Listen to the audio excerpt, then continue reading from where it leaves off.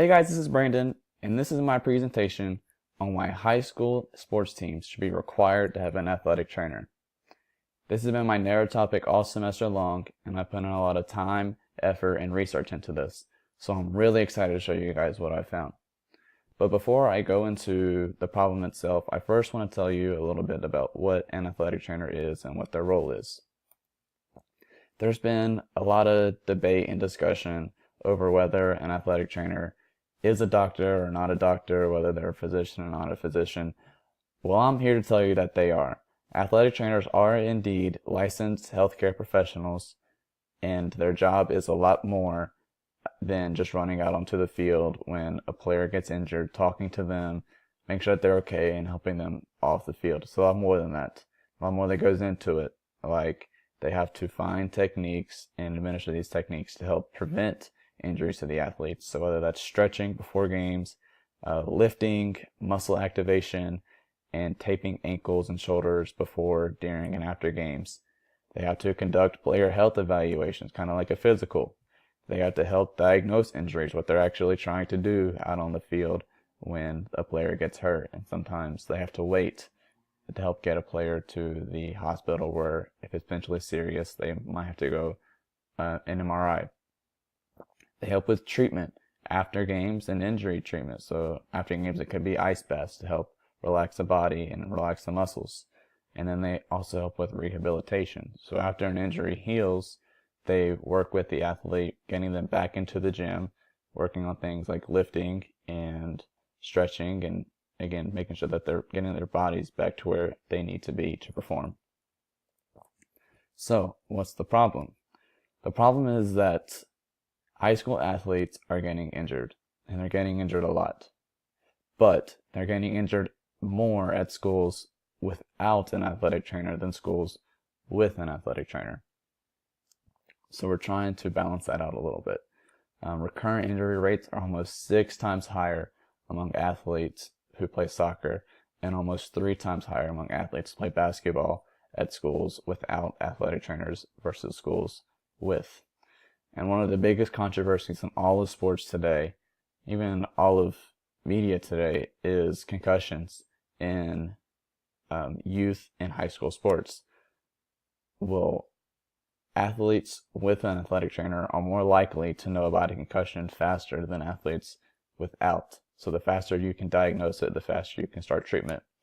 And only about 37% of public secondary schools even have an athletic trainer.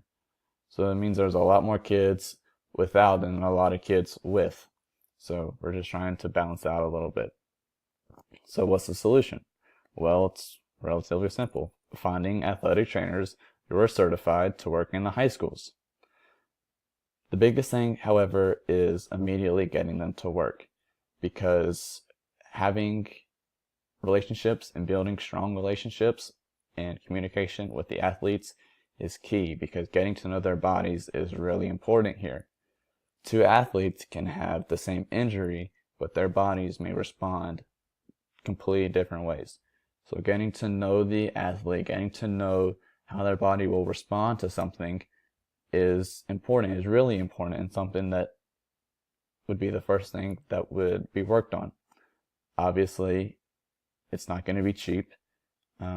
So having state and local governments expand funding for education to make room to employ the athletic trainers would be something that also would be a big part of the solution.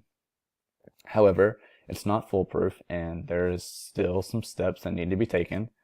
One of the biggest issues is that there's obviously more high schools than there are athletic trainers. So my solution would be to have one athletic trainer work at multiple schools, whether they can get paid through the schools themselves, or even through they can work at a hospital. And then obviously the big thing that needs to be done here is making sure that funding is expanded and creating room for the athletic trainers to be employed. But why is it even important? Why am I here talking to you about it? The biggest thing here is making sure that athletes are getting injured less. Nobody wants to see their son or daughter get hurt playing the sport that they love. And statistics do show that athletes with an athletic trainer get injured less than athletes without one. One of the saddest things about this whole thing is that some kids get injured with a scholarship and they lose that scholarship and they don't have another option to pay for college, so they can't even go to college.